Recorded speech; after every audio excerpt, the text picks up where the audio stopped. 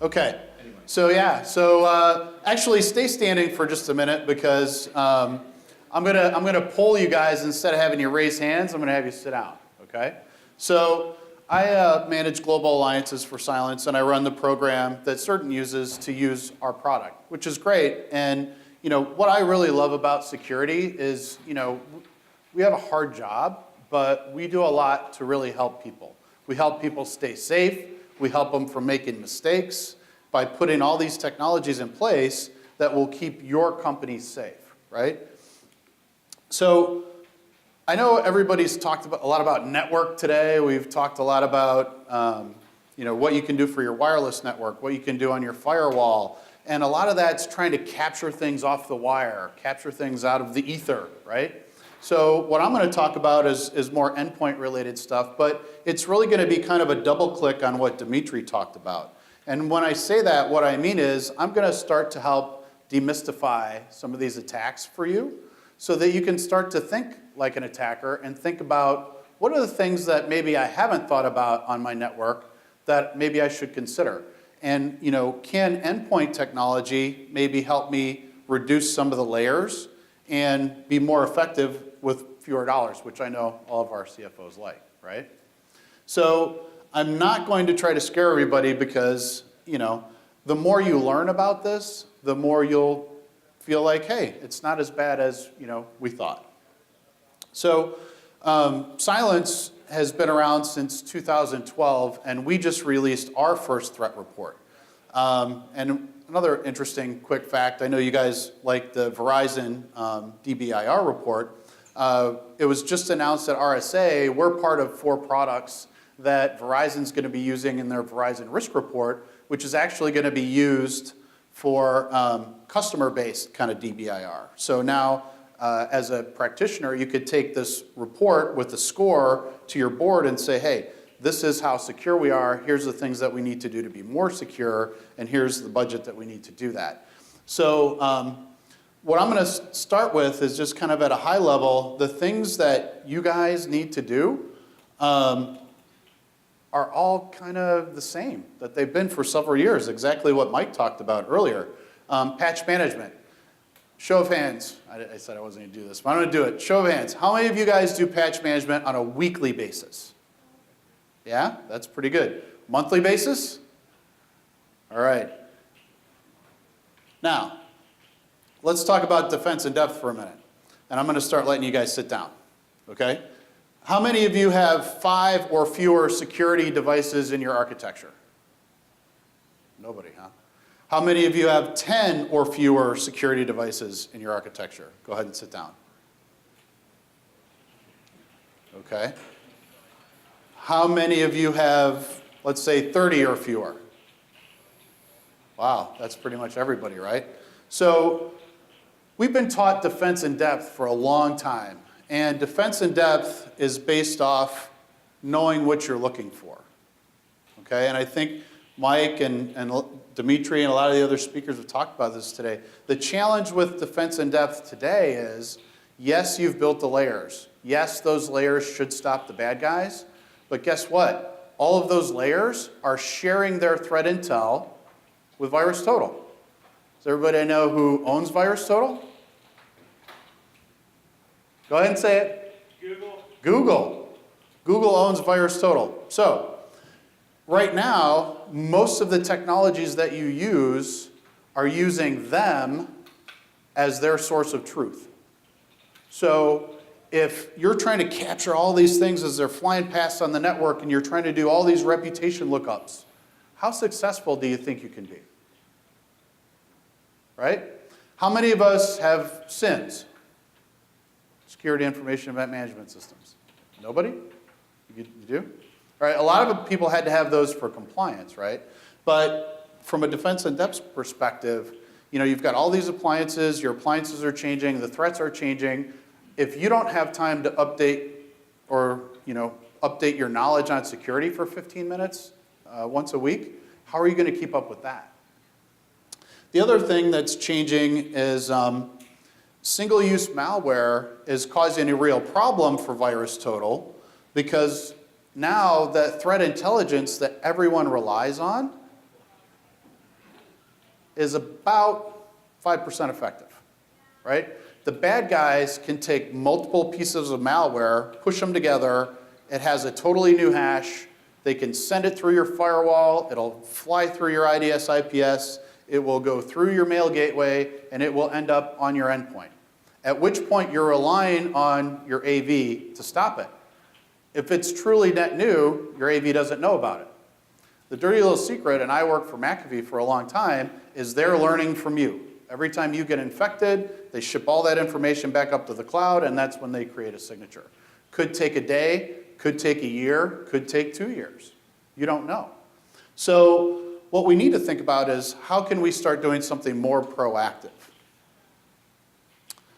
So the evolution of security kind of started with AV. You know, in the last few years, there was a lot of HIPs and sandboxing, and even like network isolation was kind of a big strategy. More lately, we've seen a lot of customers want to do EDR. And I'm going to use a lot of acronyms today, and if you guys don't know one of the acronyms I'm using, please raise your hand and I'll be happy to explain it. But EDR is basically saying, you know, we sold you this alarm system, right? Endpoint detection and response. Okay. So the base concept here is you've got this defense in depth architecture. It's based on signatures, and because we can't stop everything based on signatures, we're going to put a camera in every room in your house, and we're going to record everything that happens.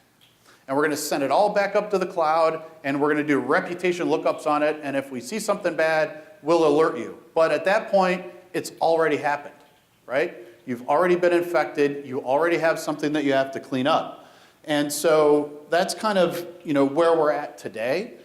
Where we're going, and you're going to hear this from a lot of vendors, but what you have to stop and think about is using artificial intelligence and machine learning is used very differently between manufacturers, and in the way that it's applied has different levels of effectiveness. And that's what I'm going to talk about today.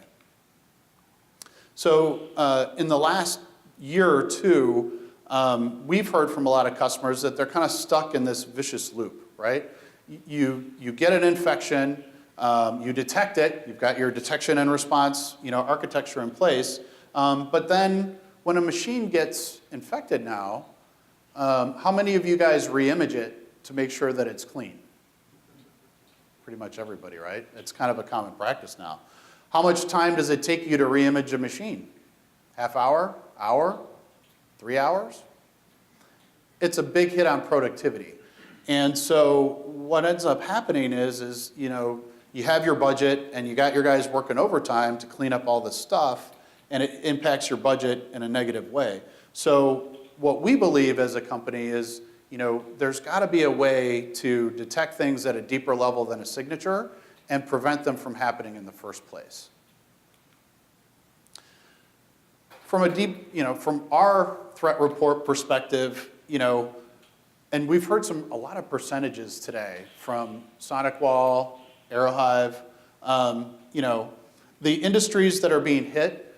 We run both a compromise assessment service and a incident response service within Cylance. And that's actually where we collected a lot of the samples that we use to train our models and things that I'll talk about in a few minutes. But what we saw last year was a significantly different picture than a lot of other people saw. We only saw a 13.4% increase in net new malware code over the previous year. And you say, well, how's that possible? And I'll say because of multi-stage attacks and all the other things that we're going to talk about today.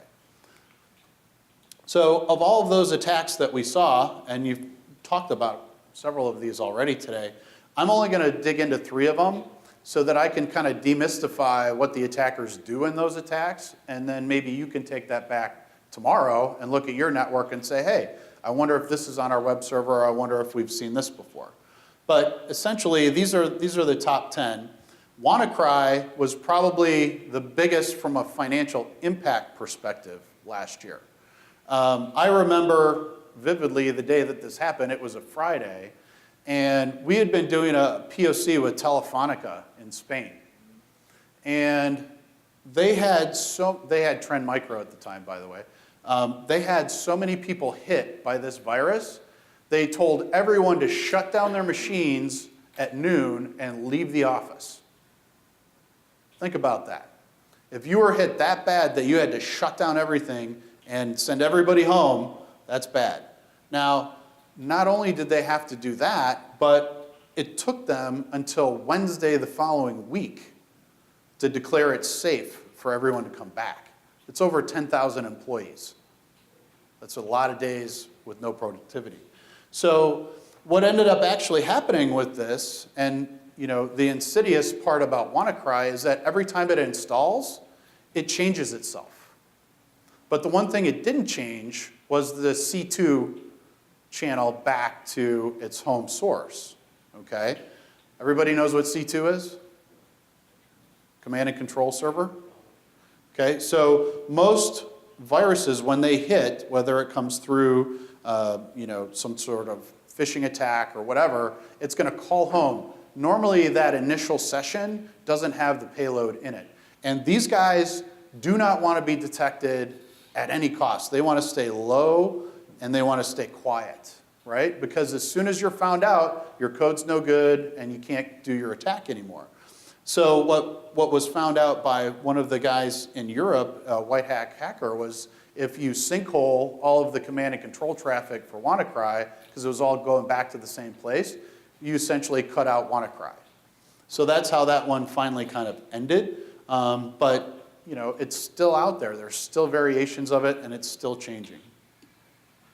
Locky was one which is, this is not about ransomware. This is about data destruction. And Locky actually hit the Hollywood Presbyterian Medical Center in 2016 and encrypted close to 90% of their devices. And there was no way to recover them. And the attackers sent an email to their CFO that if they paid $15,000 in Bitcoin, which 2 years ago wasn't as much as it is last year, right? Bitcoin went crazy. But that they would get their data back. And they never did. They had to recreate everything. So these things are very insidious. A scary one from my perspective, and I know a lot of you are retailers and manufacturers in the audience today. Ferrite actually is something that goes onto a known good web server and just kind of sits there and captures all of your customers' credentials. So that was kind of the initial version of it. And normally when we see this, it's in an incident response investigation, and it's been there for months, if not years, capturing all of your customers' login information. Lots of bad things can happen with that, right? So, this one it's kind of known now by a lot of people, but it's very hard to detect. So you need to go back and look at all of your web servers and make sure there's no extra files in the directory, because that's where you're going to find this. And it's frequently used with other phishing kits. It comes in a kind of a multi-stage attack, and it's also very insidious. Did you have a question? No, okay. So, beyond malware, we did see, to Mike's point and to Dimitri's point, a lot of attacks in the supply chain. Everybody's familiar with the Target breach, right? Yeah? So does everybody know that it was their HVAC supplier that was the target of that attack? So for those of you who don't know, rather than going straight after Target, they went after their HVAC supplier. Their HVAC supplier had access through their network to all their locations to manage their environmental settings, and they were actually able to backdoor into the network, deploy their code on their point of sale terminals, and that's when they collected millions of credit card numbers. So those things can still happen, but to Mike's point about 60% of small businesses going out of business when that happens, think about your large customers. The first time it happens, yeah, they'll cut you some slack, right? The second time it happens, it's going to be an intense conversation. The third time it happens, you're done. So we want to make sure that we can prevent these things on the endpoint so that that doesn't happen. The ability for ransomware to mutate and change happens at a ludicrous speed. We see a lot more low-level cybercrime, and all those guys are trading in Bitcoin. So as the market fluctuates, you're seeing more activity when the market's high than when it's low. It's kind of interesting. You know, the wallet swiping Trojans, we're starting to see those in the Ferrite attacks on the web servers. So if your customers are using Bitcoin or having cryptocurrency wallets, they're stealing the credentials there. Multi-pronged attacks are really what's making traditional threat intelligence very ineffective. And that's because you're combining multiple pieces of code. You're obfuscating it from the network, from the wireless network, from the IDS, from the mail gateway, and it's making it all the way to the endpoint. You know, with the hardware and software vulnerabilities with Intel, we're seeing a lot of that. We're seeing a lot more attacks where there's just nothing to recover. You know, you'll get the message for the Bitcoin, but you never get your data back. And again, it's very hard to have attribution when there's multiple pieces of code in the attack, right? So it's hard to attribute it to the Russians or to the Chinese. And most of them are smart enough that they don't use servers coming out of those countries anymore. They're bouncing them off of US servers. So earlier I mentioned, you know, we really need to think about not only that we're using artificial intelligence and machine learning, but we're using it in the right way. And I can tell you right now, the guys who designed the automated driver for Uber didn't think of the poor woman who ran across the expressway in the middle of the night with a bike and was killed by this autonomous driving system. So the data that you put into your models is as important as the models themselves. And so there's another great website. I know Mike mentioned SC Magazine earlier. I really like darkreading.com. If you haven't checked it out, they give a lot of the latest techniques, tactics, and protocols, things that I'm talking about here today. So you can kind of educate yourself to the ways that the hackers are going after people. But what I think was also kind of interesting, you know, the Cisco attack on the edge routers, you know, that code that was bad, that affects everybody. And the funny part about this report, you know, after they talk about network segmentation being very important, their second point is that you need to use AI and machine learning in your security to be more secure going forward. When you think about AI and machine learning, I learned from one of my data scientists, he said, you know, it's kind of like finding your car in the parking lot at the mall, right? If you know the make and the model and the color, that's great. You know, you kind of know that's probably your car, but you might look at the license plate, if you know it, to determine if that's really your car. With artificial intelligence, we can look at that car and we can break it down into its individual components at a code level and understand it at a much deeper level than a signature, okay? So on the left, this is AV. On the right, that's the use of artificial intelligence. Now, when you break it down into the code level, right, and I'm not going to go too deep into this, but I want everybody to kind of understand the difference here, because most of our competitors use artificial intelligence to write more signatures and machine learning to make more signatures, which exacerbates the problem of detection. So once you break it down into its individual components, then you can use machine learning to look at it from the dimension of color, the dimension of size of the file,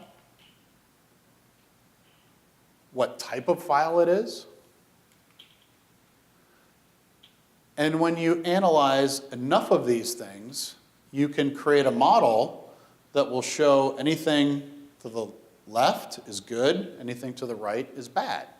And so we've analyzed over 4 billion files in the AWS cloud, both good and bad at this deep of a level. And what we've done is we've distilled that down into a math model that can actually, pre-execution, determine if a file is bad or not, okay?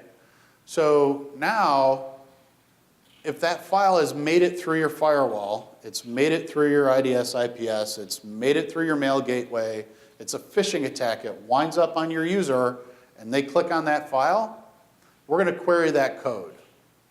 Within 100 milliseconds, if it's bad, we quarantine it. If it's good, we allow it to run. Even less time than it takes the SonicWall firewall to look up a reputation, we're automatically doing those, and we're doing it without a cloud lookup. All of the AV products that we compete against have to have an internet connection or their efficacy rate drops significantly. Why is that? It's because they don't know the reputation of that file, so they got to look it up. Our software works just as well if you're disconnected as if you're connected. These math models are small 40 meg agents that just sit on the endpoint, and they can analyze that malware at a very deep level, very quickly. So the other great thing about this is, if you think about WannaCry or Petya, we tested our models from 2 years ago, and they were just as effective as our latest models. It doesn't require weekly or monthly DAT file updates. We usually do maybe one update a year, and some mini updates in between. So again, if you use AI and machine learning incorrectly, you're really just going to exacerbate the problem. You're going to create more and more signatures. It's going to be harder and harder for a scanning engine or your network to detect all these net new files that it's creating to look for. So in conclusion, our report, and I'm happy to send all of you a free copy of it. If you want to send me an email, just reference the Cerdant conference today, and I'll send it to you tonight. Keep your hardware and software updated. Do your patch management. Make sure you wisely manage your access and permissions. This goes back to the AeroHive conversation. You really need to know who's on your network and what they're accessing. Strictly limit and monitor your remote access. Train your personnel to identify attempts. And spend some of that money on training your users. A lot of people know that they should do an hour-long course or some sort of training course. Cerdant offers those sorts of things. Make sure that you take advantage of them. And maintain strong physical security. So with that, I'll just open it up to any questions. Yes? Not much on, talk about, but something from your portal, like private for the home. Yes? The distinction between the private for the two private and private for. Sure. Let me back up a second.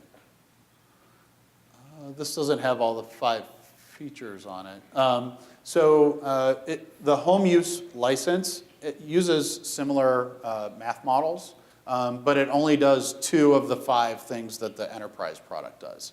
And it's got a self-user management interface. So it's really designed for a home user versus a corporate user. You can't set up group policies across all of your users and things like that. It's just an individual management. Yep. Great question. Any other questions? I have one. Yes. Because we get this one from customers all the time, so I might as well ask it because someone else eventually will. Sure. Can I install Cylance alongside my McAfee? Absolutely. And the reason for that, well, so it depends on what policies you have turned on your McAfee or your Symantec or whatever your AV is. And I'll just say, we've all had AV for so long. A lot of people like to run them side by side before they commit to changing. And when you do a proof of concept for this, you can also install everything in listen-only mode.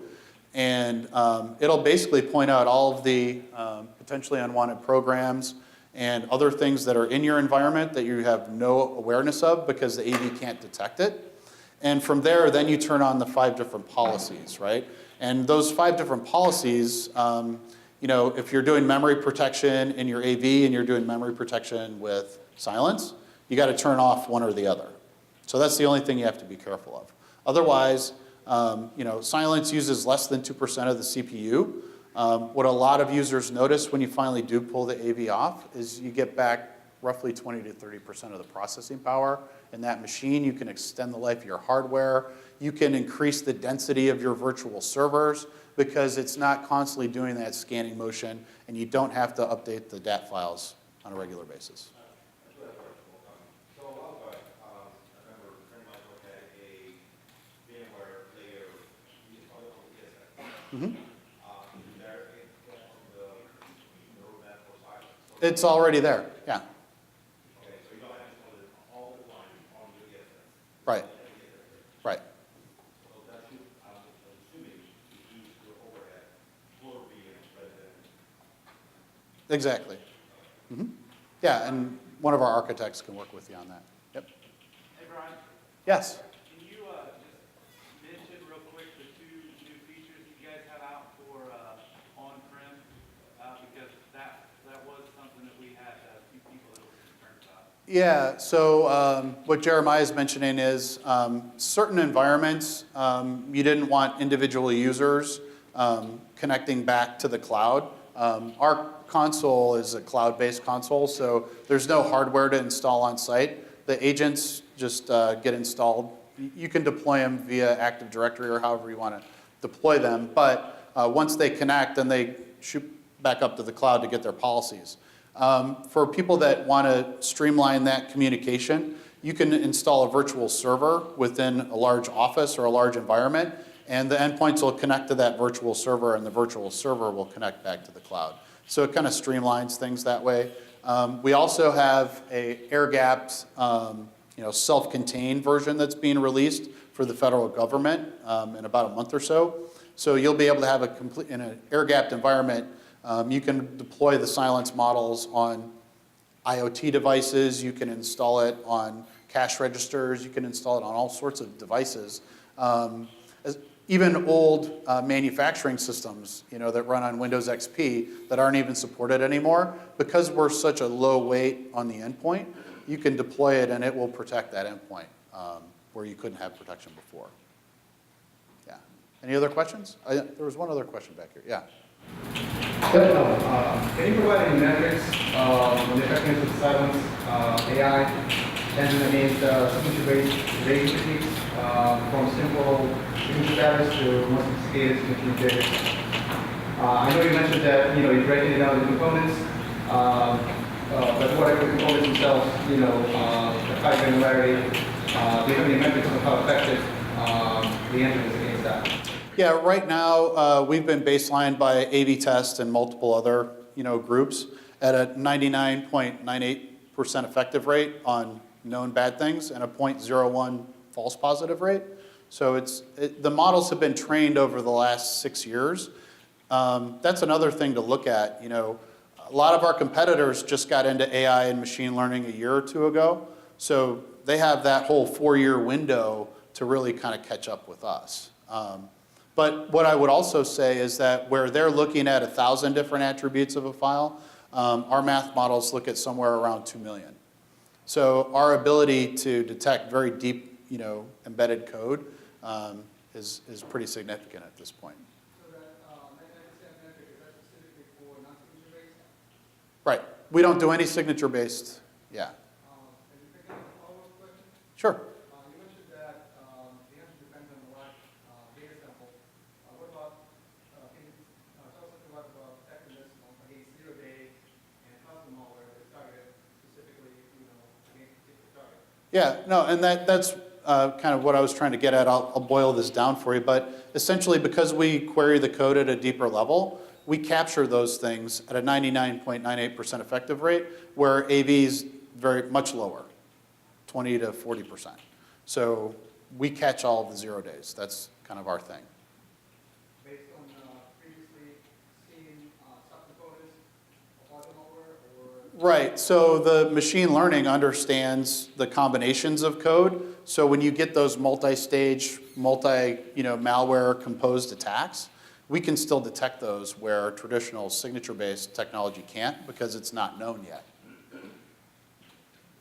And we're happy to have you try it out. Mike's team can give you some sample licenses and you can compare them side by side. Yeah? Yes? Can I jump in with just general also answer? This applies to the ML that you guys do. This applies to sandboxes. This question comes up very frequently. Like, like when I was talking about sandboxing, we were talking about machine learning methods. Well, what do you do about 0 day? At the end of the day, any malware, 0 day, no matter how sophisticated it is, it's a computer program that's going to do some basic actions. It's going to do some stuff, make modifications to the computer, open network connections, right? All of these systems are about learning whether the pattern of those actions, or like does this like piece of executable that we don't know, it's a 0 day, does it not pass the smell test based on previous experience? See, so what ML, what machine learning does is basically, think of it as like it builds up experience, how to detect something that is suspicious, that's acting suspiciously, doing bad things. So and that's the same applies to sandboxing that I was talking about. So you build up all this experience, and then you get a true 0 day, never previously seen before, ever, just brand new, fresh off the compiler, right? The point is that program, if it's malware, it's going to do something bad. It's identifying the fact that what are the characteristics that are going to lead it to do something bad and blocking it. You don't need to have ever seen it actually in action. You can just tell that it's bad. And I can try to come up with some sort of analogies like a human eye, like you may have seen every version of a knife. I might bring a new knife. You don't need to have seen this particular knife before your brain identifies it as an object that pierces something else, right? That's kind of like, that's what you teach these systems to do, is to identify that I may have never seen this before, but I know what it's going to do based on its attributes, based on its characteristics. That's a great point, Dimitri. And so even beyond that, we've added machine learning to another product we have called Optics that captures all the security activity on an endpoint and can detect non-file-based activity. And we're also working on an identity-based product that's going to learn your keystrokes, how you use your mouse, how you use your applications, so that if you fall outside of those tolerances, it'll send you back to re-authenticate. So we're working on lots of different models and applying the machine learning in different ways that should hopefully, at the end of the day, make everybody more secure. Any other questions? Great questions, by the way. Thank you. Okay, thank you very much. Thanks, Brian. Thanks.